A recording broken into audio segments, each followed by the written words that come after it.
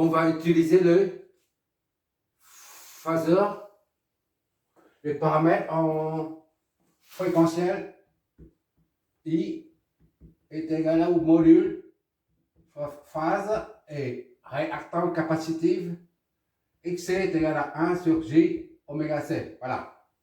Il n'y a pas d'inductance, il n'y a pas de bobine d'inductance, d'accord? On oublie XL, qui est J oméga L. Il faut trouver le courant IC qui passe par le condensateur et la tension VCT aux bornes du condensateur, d'accord? Et ça, pour étudier, hein, je répète encore une fois, pour étudier un circuit en courant alternatif, sinusoïdal ou cosinusoïdal, on transforme les grandeurs temporelles en grandeur fréquentielle. D'accord? Et pour ça, pour l'instant, qu'est-ce qu'on a comme données là? Là, on a la tension de source, c'est connu, et la caractéristique du condensateur, c'est connu. D'accord? Ce qu'on ne connaît pas, c'est la tension. Maintenant, la tension aux bornes et ICT qui passe par. Et tout ça en régime permanent. D'accord? C'est-à-dire que le circuit a fonctionné depuis longtemps, depuis un certain temps, 2 heures ou 2 minutes après la fermeture. Si par exemple, il y a un interrupteur ici, d'accord? On ferme depuis 5 minutes.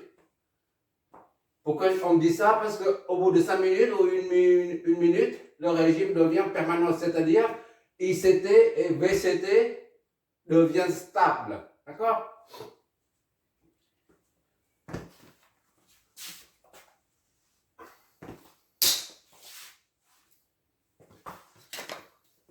Bon, on y va, on va mettre tous les paramètres temporels, on va transformer tout ce qu'on connaît dans le domaine temporel en ce du domaine fréquentiel. Ici, on a la tension de source et la capacité du condensateur. Là, on transforme tout de suite.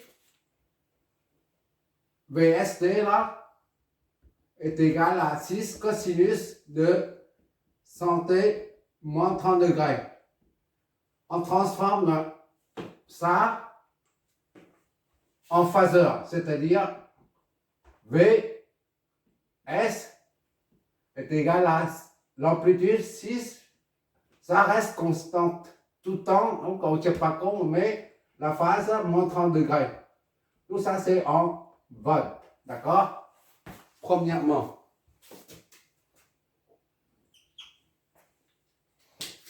Et deuxièmement, c'est le condensateur. On connaît la capacité. Or, on doit transformer ça en domaine fréquentiel, c'est-à-dire XC est égal à 1 sur J oméga C dans le domaine fréquentiel, d'accord? Donc, 1 sur J oméga C. J oméga A, oméga c'est combien? C'est 100. Ici, là, c'est oméga, d'accord? Oméga, en radians par seconde. Par seconde. 100 fois C. C, c'est 50. Microfarad, ça donne farad. Voilà. Ça nous donne quoi? Une calculatrice.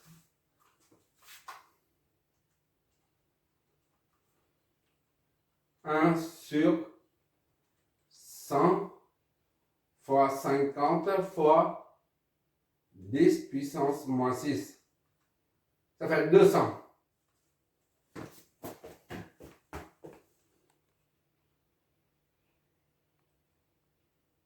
D'accord?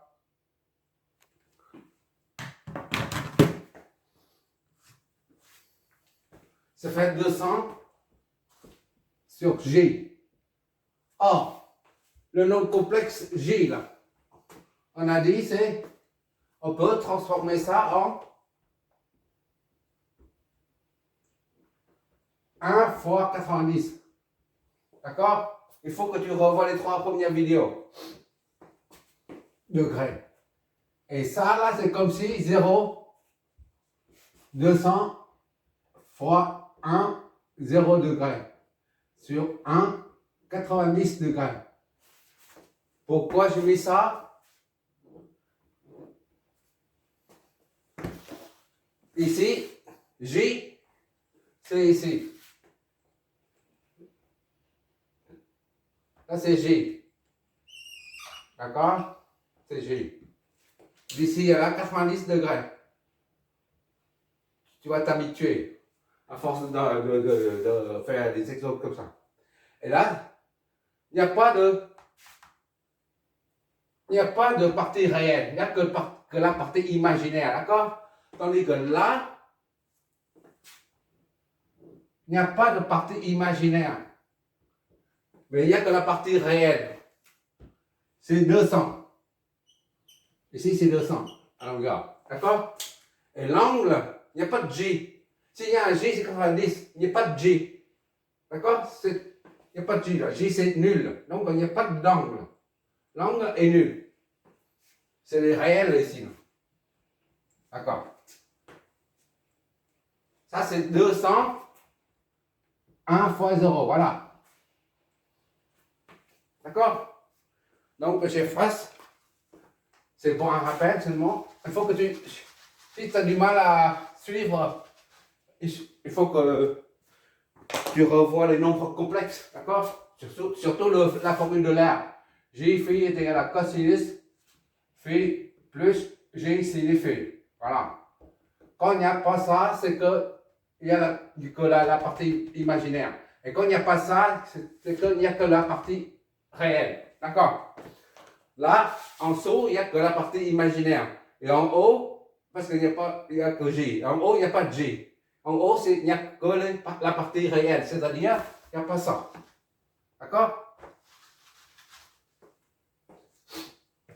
C'est comme tu fais J 90 degrés. Pourquoi ça est égal à J? Tu vas voir le truc. Cosinus de phi. Je reprends. EJ phi est égal à cosinus de phi plus J sinus de phi. D'accord? Maintenant, supposons que phi est égal à 90. Avec phi est égal à 90, ça donne EJ 90 est égal à cosinus 90 degrés. D'accord? Plus J sinus 90 degrés. Voilà, comme ça sera clair. EJ 90 et donc cosinus de 90, c'est là, c'est nul. 90 ici. Projection de 90 ici, là, c'est un point, c'est nul. Il n'y a pas de réel là. Cosinus de 90, c'est 0. D'accord? Et sinus de 90, c'est combien? C'est 1. C'est l'unité. Sinus, l'arc sinus, l'arc cosinus. D'accord? La projection de ce vecteur sur cet axe, c'est 1. C'est la raison pour laquelle on a est égal à G. D'accord? G là. G est égal à 1 sur ça. Or, on a dit J phi, c'est quoi? C'est phi. D'accord? Bon, on a fait ça.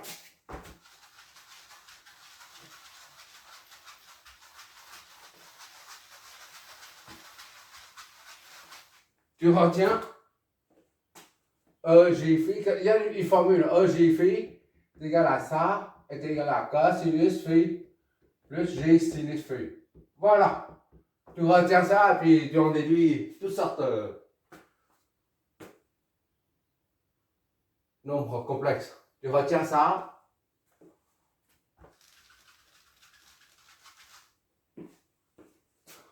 Voilà, ça explique pourquoi J est égal à ça. J'ai transformé le nombre complexe en phaseur là. Donc, XC,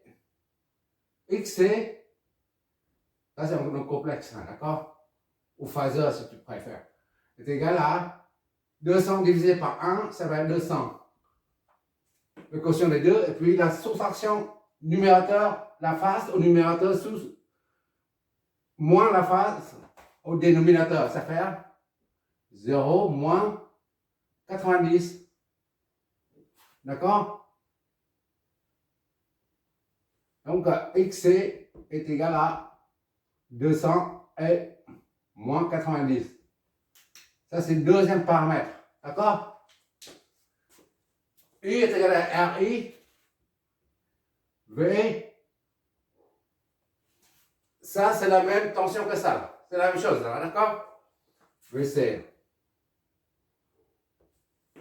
VC est égal à XC fois IC.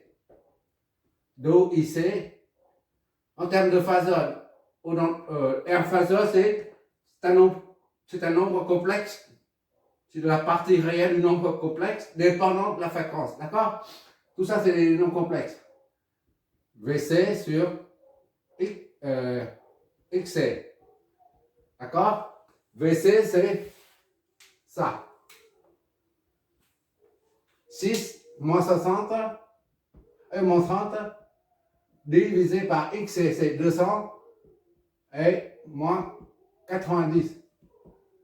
6 divisé par 200, d'accord?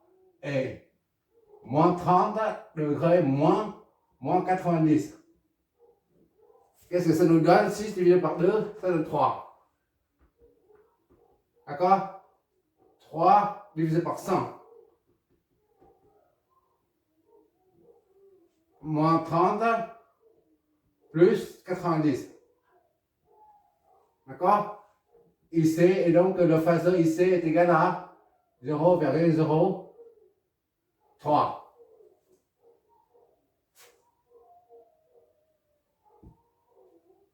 Et 70. Ça, c'est 60, d'accord? Moins ça, plus ça, ça donne 60. C'est pas 70. Il y a quelque chose qui ne va pas. 60 degrés. Voilà.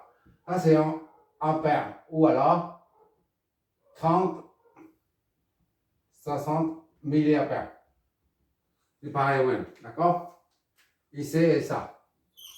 Là, on a trouvé là, IC. Mais pour l'instant, on a trouvé en domaine fréquentiel. D'accord? Et maintenant, qu'est-ce qu'il faut? VCT. VC, on l'a ici. Là. VC, on l'a. D'accord? VC, là. Son au bord du compte 2, c'est la même que celle au bord de la source. Les deux sont en parallèle. C'est la raison pour laquelle c'est la même chose.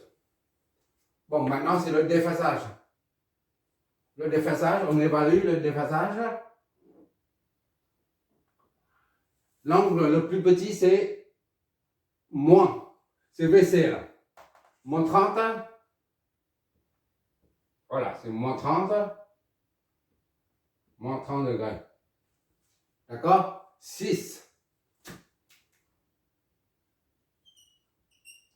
VC est égal à 6 moins 30 degrés. D'accord? Et maintenant, l'autre angle le plus grand, c'est 60. À partir de l'axe horizontal, là, 60. 1, 2, 3, 60. Voilà. Ici, c'est IC est égal à 0,03 60 degrés. Ça, c'est 60. Le déphasage. On va dans le centrigo. D'accord? On part de l'angle plus petit, là. Pour rattraper ici, VC doit, le phaseur, pour rattraper le phaseur IC, le phaseur ou le vecteur VC doit parcourir 30 en valeur absolue plus 60. C'est-à-dire, déphasage est égal à moins 30 plus 60 est égal à 90 déphasage. Je vois toujours cette espèce trop bas. Ok, on voit déphasage. le phasage entre tension et courant est de 90 degrés. Comme VC doit rattraper IC, donc VC est en retard. Conclusion, là.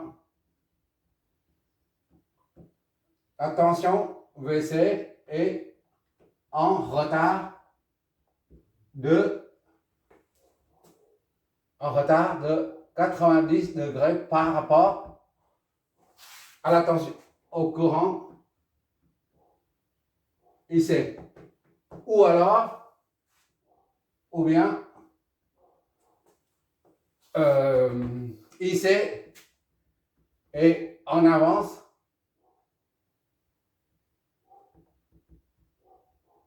de 90 degrés par rapport à VC. D'accord? Bon, maintenant pour pouvoir tracer ça, ce sont dans le domaine fréquentiel, d'accord? Mais pour voir réellement ce qui se passe, il faut ramener ces deux quantités du domaine fréquentiel au domaine temporel, d'accord? Comme on l'a au début, là, dans l'énoncé. Conversion.